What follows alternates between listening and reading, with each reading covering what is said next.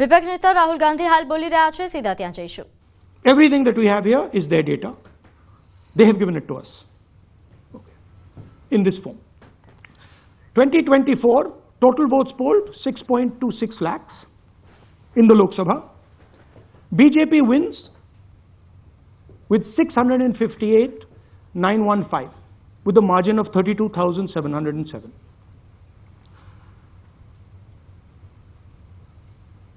But then the interesting thing, we look at Mahadevapura assembly segment, and the BJP, the Congress polls 1,15,586 and the BJP polls 2,29,632.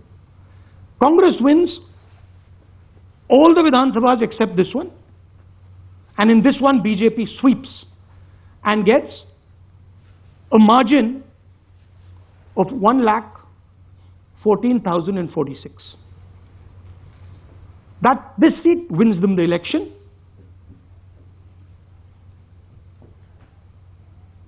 And the Lok Sabha goes in their favor. Next. Go back. Sorry. Yeah, okay. So we started to look at that number. Just give me that the last one. We started to look at this number. This number is very interesting to us. Why is it that this comes out of one seat? It's a huge imbalance. Right?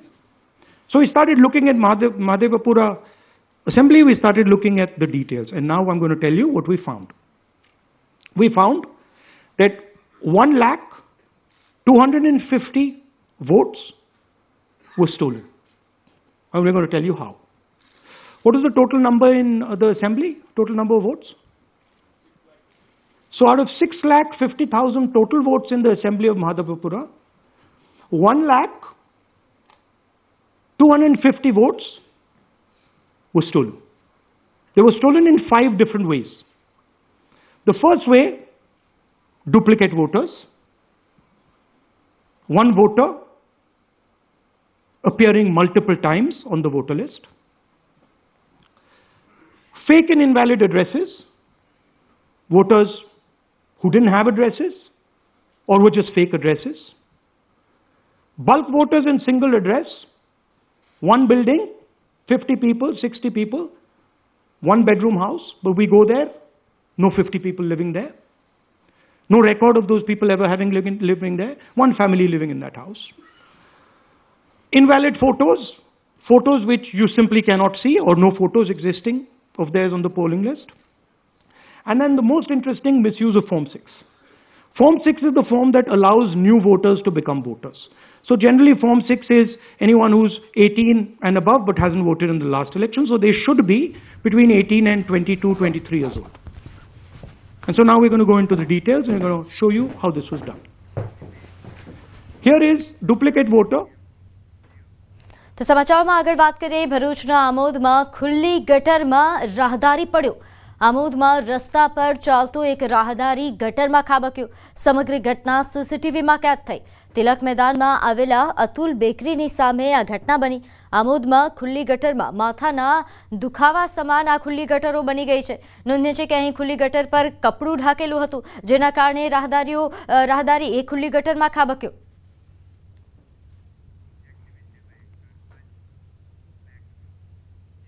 તહેવાર ટાણે હવે નશાના સોદાગરો વધુ active થઈ ગયા છે. કચ્છ એસઓજીએ કુરિયરમાં મંગાવેલ ગાંજો ઝડપી પાડ્યો છે. મુન્દ્રા વિસ્તારમાં શિવશક્તિ હોસ્પિટલ પાસેની શેરી વિસ્તારમાંથી ગાંજાનું પાર્સલ ઝડપી પાડ્યું છે. ગાંજા સાથે પોલીસે એક આરોપીને ઝડપી લીધો છે. નોંધ્ય છે કે જે કુરિયર મારફતે મંગાવેલો ગાંજો એની કિંમત એ ₹77,620 હોવાનું જાણવા મળી રહ્યું છે. આ ઉપરાંત બિહારના મૂળ નિવાસી સૂરજકુમાર નામના ઇસમની પણ ધરપકડ કરી છે. ગાંજા ઉપરાંત મોટરસાયકલ, મોબાઈલ અને રોકડ રકમ પણ જપ્ત કરાઈ છે. મુન્દ્રા પોલીસ મથકે એનડીપીએસ એક્ટ હેઠળ ગુનો નોંધાયો છે.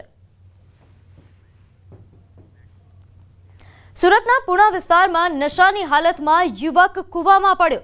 સમગ્ર ઘટના બાદ ફાયરનું તંત્ર ઘટના સ્થળે દોડી આવ્યું હતું. પૂર્ણા ફાયર વિભાગના ફાયર જવાનોએ નશામાં ધૂત યુવકનું દિલધડક રેસ્ક્યુ કર્યું. યુવકને સહી સલામત બહાર કાઢવામાં આવ્યો. કૂવામાં પડેલા યુવકને સારવાર અર્થે સ્મીમેર હોસ્પિટલ ખાતે ખસેડાયો છે. તો સુરતના પૂર્ણા વિસ્તારની આ ઘટના છે. અહીં નશામાં યુવક કૂવામાં ખાબકતા તેને રેસ્ક્યુ કરવામાં આવ્યું.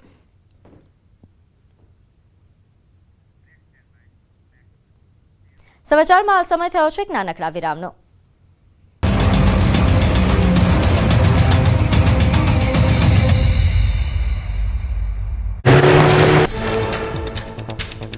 હિમાચલના તાંગલિંગ વિસ્તારમાં વાદળ ફાટવાથી રસ્તો ધોવાઈ જતા અનેક શ્રદ્ધાળુઓ ફસાયા. કિન્નોર કૈલાશ યાત્રા રૂટ પર બચાવ કામગીરી હાથ ધરાઈ. ઇન્ડો તિબેટિયન બોર્ડર પોલીસે 413 યાત્રાળુઓનું દોરડા વડે કર્યું રેસ્ક્યુ. કિન્નોર જિલ્લા વહીવટી તંત્રને રૂટ પર ફસાયેલા મુસાફરોની મળી માહિતી, જેને પગલે આઈટીબીપી અને એનડીઆરએફની સંયુક્ત બચાવ ટીમોએ શરૂ કરી હતી કામગીરી. જિલ્લા વહીવટી અને એજન્સીઓ સાથે સંકલનમાં રહી ચલાવાયું ઓપરેશન. હિમાચલ પ્રદેશના મંડી જિલ્લામાં ભારે વરસાદથી જનજીવન અસ્તવ્યસ્ત. રસ્તા પર નદીના ધસમસતા પાણી વહ્યા. અનેક વાહનો તણાયા. નદીના પ્રકોપ બાદ તણાયેલા વાહનોનો વિડીયો આવ્યો સામે. હજુ પણ ભારે વરસાદની આગાહી. હિમાચલ પ્રદેશમાં ભારે વરસાદના કારણે કિન્નોરમાં ભૂસ્ખલન. કિન્નોર અને સ્પીતિને જોડતા માર્ગ પર પહાડો પરથી પથ્થરોનો વરસાદ થતા પરિવહનને પહોંચી અસર. નેશનલ હાઈવે ઠપ થતા કિન્નોર અને સ્પીતિ સહિતના ભાગોનો સંપર્ક કપાયો. ઉત્તરાખંડના અલ્મોડા જિલ્લામાં અનેક જગ્યાએ ભૂસ્ખલન. અલ્મોડા ખેરના હાઈવે ભૂસ્ખલનના કારણે સંપૂર્ણપણે બંધ. જિલ્લાના ઘણા ગામો સંપર્ક વિહોણા બન્યા. કોસી અને રામગંગા નદીઓનું જળસ્તર વધતા સ્થાનિકોમાં ચિંતાનો માહોલ.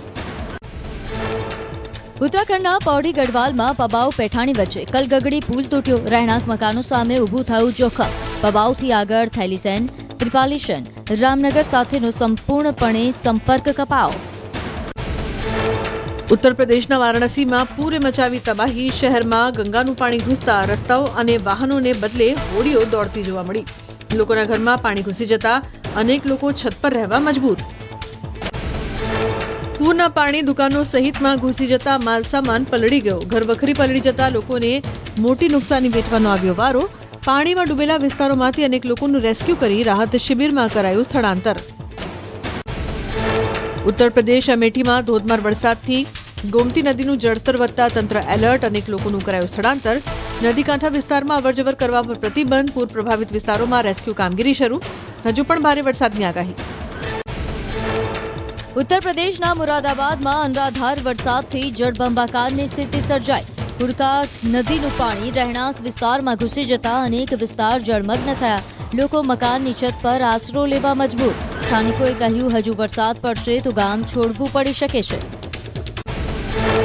ઉત્તર પ્રદેશના શ્રાવસ્તી જિલ્લામાં રાપ્તી નદીનું જળસ્તર વધતા પૂર જેવી સ્થિતિ. નીચાણવાળા વિસ્તારો પાણીમાં ગરકાવ. લોકોને અવરજવર કરવામાં ભારે હાલાકી. અનેક લોકોનું સ્થળાંતર કરાયું. જોખમી વિસ્તારમાં સુરક્ષા તંત્ર તૈનાત. ઉત્તરકાશીના ધરાલીમાં વાદળ ફાટ્યા બાદ ચોતરફ તબાહીના દ્રશ્યો. અનેક લોકો લાપતા થવાની માહિતી સામે આવી.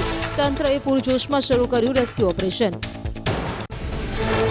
ખીરગંગા નદીમાં વિનાશકારી પૂર બાદ ઋષિકેશમાં સતર્કતા વધારવામાં આવી. એસડીઆરએફ દ્વારા ગંગા કિનારે અનાઉન્સ કરી લોકોને સચેત કરવામાં આવ્યા. ત્રિવેણી ઘાટ અને જાનકી પુલ પાસે લોકોને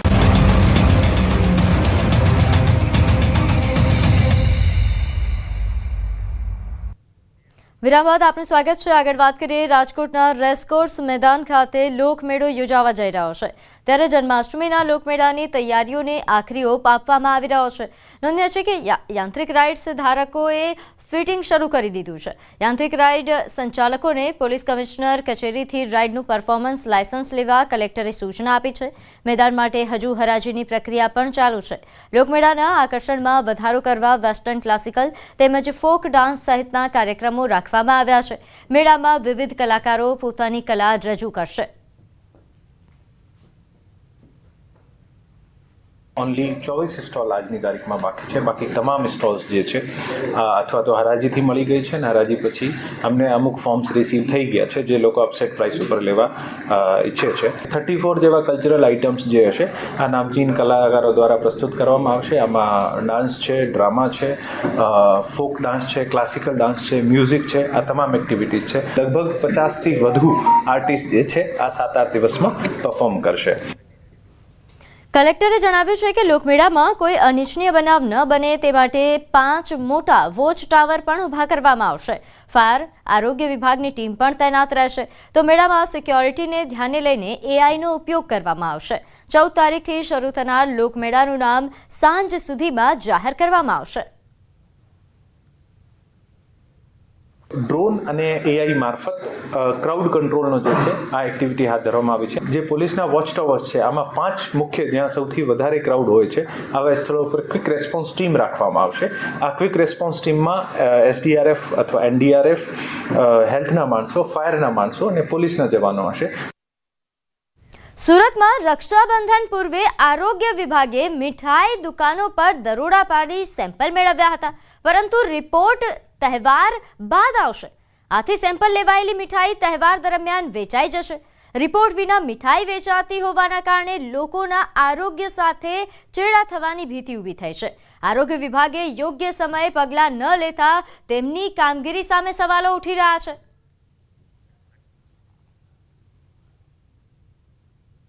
આગામી દિવસમાં રક્ષાબંધન આવી રહી છે અને રક્ષાબંધન બાદ જન્માષ્ટમીને લઈને મીઠાઈની માંગ વધતી હોય છે અને આ મીઠાઈમાં વેપારીઓ દ્વારા ભેળસેળ કરવામાં આવતી હોય છે. આવી ફરિયાદને લઈ સુરત મહાનગરનું આરોગ્ય વિભાગ એક્ટિવ થયું છે અને મીઠાઈના સેમ્પલ લીધા છે. આપણી સાથે અધિકારી છે, આપણે પહેલાં એમની સાથે વાત કરીએ. સાહેબ, શાના માટે સેમ્પલ લેવામાં આવે છે અને કેટલા દિવસમાંનું રિઝલ્ટ?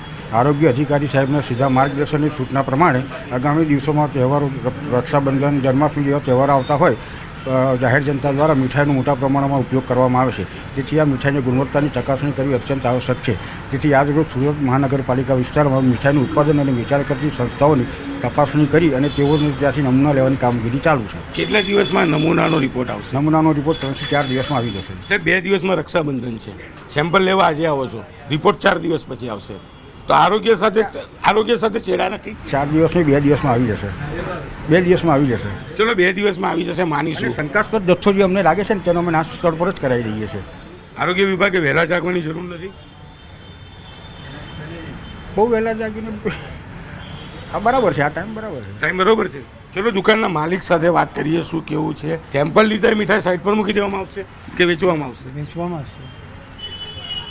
વેચવામાં આવશે એટલે દુકાન પર રનિંગ તો વેચવી જ પડશે ને. તો રિપોર્ટ આવ્યા વગર તમે વેચશો અને એમાં ભેળસેળ નીકળી તો? એવું તો બનેલી છે. બિલકુલ દુકાનદારની વાત સાંભળી. આરોગ્ય વિભાગ વહેલું જાગ્યું છે, સેમ્પલ લીધા છે, 2 દિવસમાં રિપોર્ટ આવશે.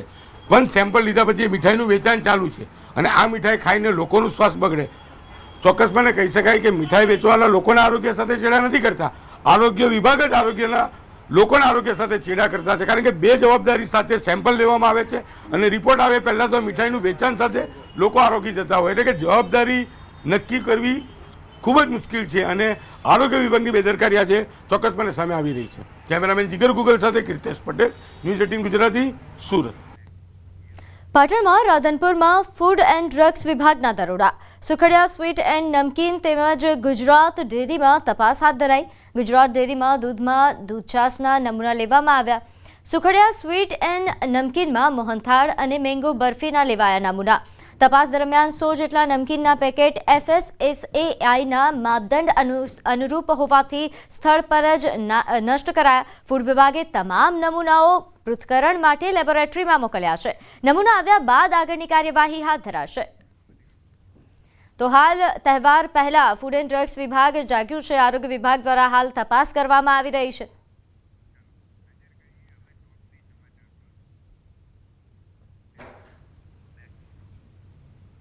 હવે નજર કરીશું ટોપ 3 હેડલાઇન્સ પર. ભરૂચના આમોદમાં ખુલ્લી ગટરમાં પડ્યો રાહદારી. અમદાવાદમાં ટિપ્પર વાહન ચાલકે સર્જ્યો અકસ્માત, 1નું મોત.